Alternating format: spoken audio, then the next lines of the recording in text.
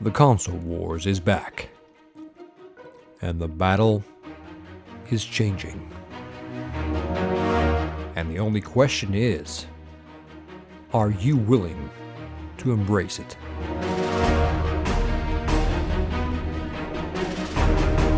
Welcome back to the console wars.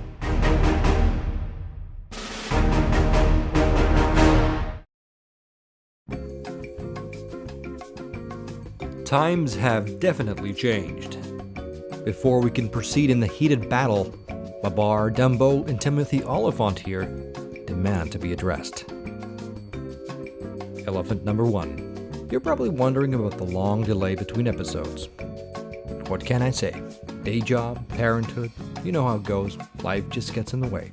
Not enough hours in the day and not enough days in the year. So that's how it is and probably will be. But thanks for sticking around.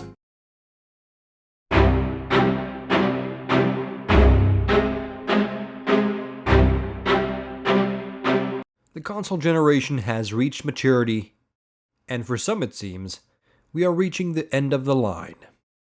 With all the talk and hints about the NX, Nintendo has made it abundantly clear that they are winding down activities for the Wii U.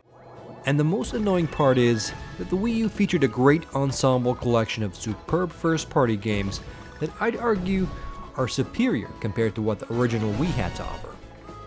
And sure, there are still some games coming out this year. I mean, Star Fox has shaped up to be a pretty good Nintendo 64 game, I guess. And regarding Zelda Wii U, I think we're looking at a name change. We can surely expect this to be released on the Wii U and the Nintendo NX, with priority on the latter. Just to be clear, the Wii U did not tank because it had bad games. The Wii U tanked because there are only 13 million of us who are willing to buy a Nintendo console pretty much exclusively for first-party content.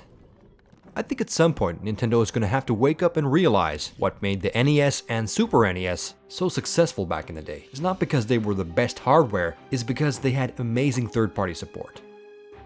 The Wii U, on the other hand, was initially aimed at a market that no longer exists. The grannies, grandpas, and casual gamers who picked up the phenomenon that was the Wii are now all gaming on iOS and Android devices.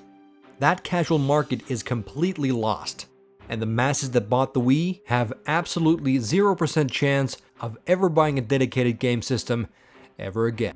For the NX to succeed, Nintendo's gonna have to get both the Wii U audience and the 3DS handheld audience, plus probably the mobile audience on board. And that's a pretty wide spectrum of people to cater to. The soon-to-be-announced NX hardware, I think, will reflect this, and it will try to appeal to all parties in an attempt to restore consumer confidence. Super Mario Maker is one of the phenomenons that Nintendo dare not leave on a dying platform. So whatever the specs of the NX are, I think you can expect Mario Maker to be there. The standard x86 architecture would be the smart bets for Nintendo in terms of backwards compatibility and in terms of multi-platform portability. The only question is, do multi-platform developers even give a shit anymore? The first console in history to be voted out of the console wars is the Nintendo Wii U. Mario, it's time to put out your torch. It's time to go. Oh no!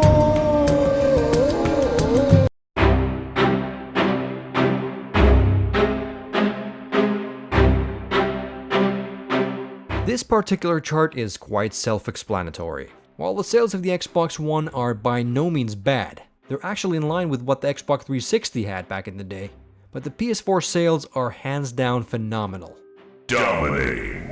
The PlayStation 4 is on track on reaching PS2 numbers, which were thought to be unattainable in this day and age. While the Xbox One definitely has more than a fighting chance, Microsoft has started to respond to the PlayStation 4's success quite reactively, and the company has started to lean heavily towards Windows 10, PC gaming, and the self-proclaimed universal Windows platform. High-profile game devs, including Epic's Tim Sweeney, have risen up to speak against the UWP, which raises some alarms as to Microsoft's intentions.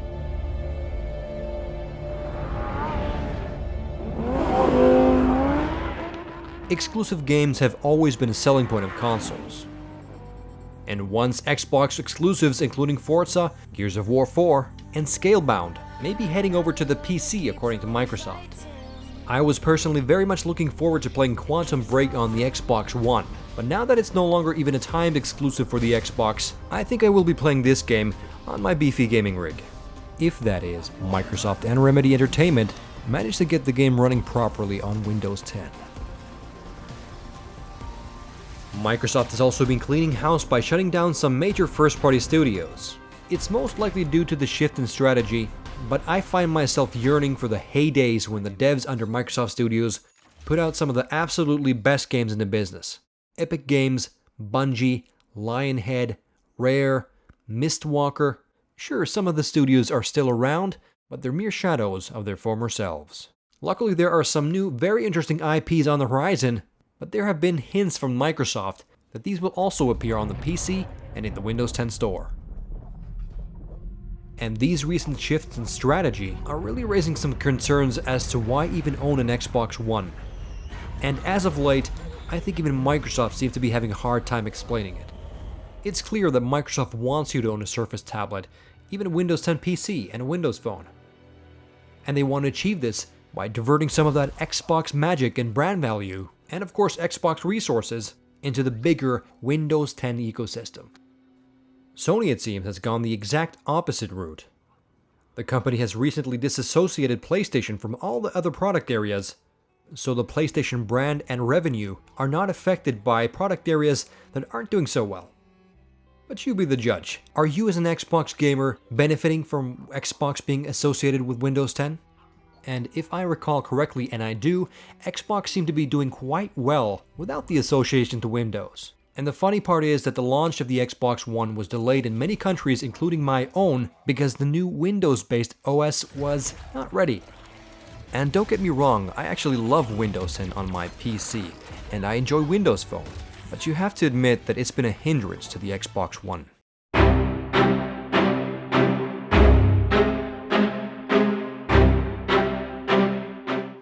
Microsoft has also hinted that they are open for the Xbox One to get upgradability in the near future, which may end up being a game changer not only for the Xbox, but for game consoles in general. Sony has since then countered Microsoft's statements by hinting at a more powerful PS4.5 or PS4K, so it seems that we may be at a cusp of an entirely new type of console war. Things are going to get more complex and definitely more interesting. But the whole idea of game consoles being plug and play with no need to worry about upgrades is, I think, the single best reason why I love consoles in the first place. I don't know about you guys, but I feel all warm and fuzzy inside when playing my console, knowing that the games will be optimized for this specific set of hardware for an entire generation. It's an environment where everyone has the exact same experience. It may be somewhat subconscious, but that definitely appeals to me. If there is an enhanced Xbox and a PlayStation 4K or 4.5, the best thing that I think will come out of this is that it will end up extending this console generation by quite a bit.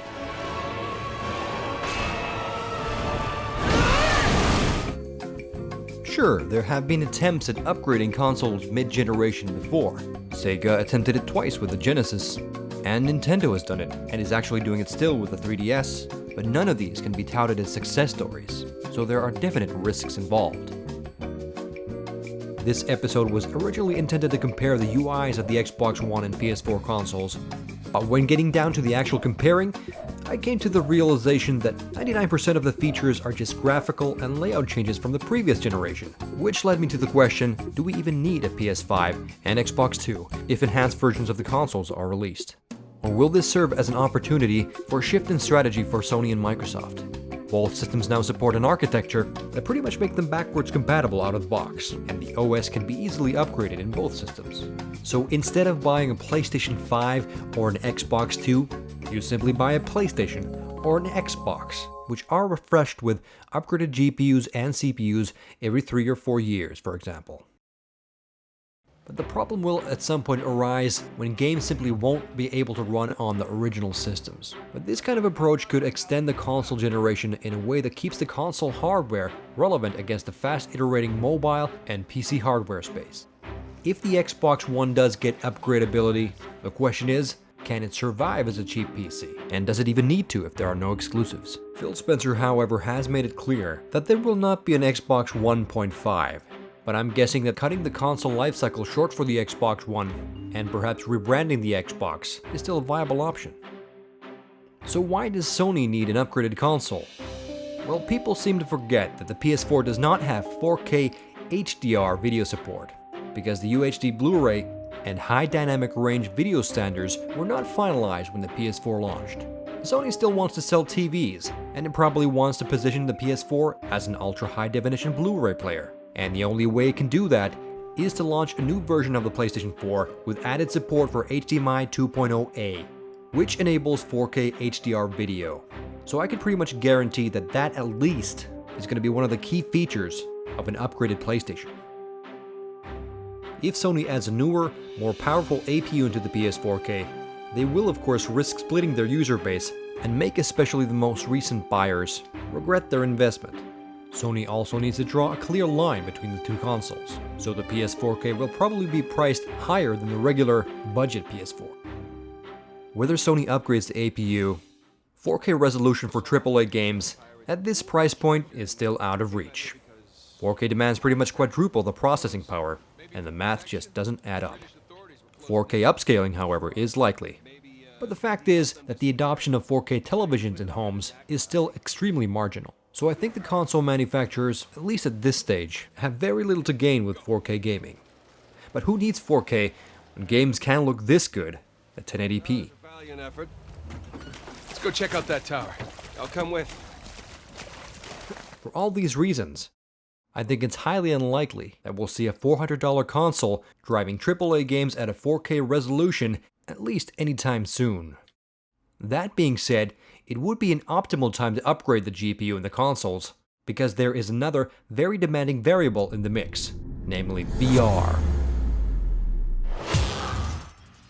Although not as demanding as 4K, virtual reality demands some power under the hood.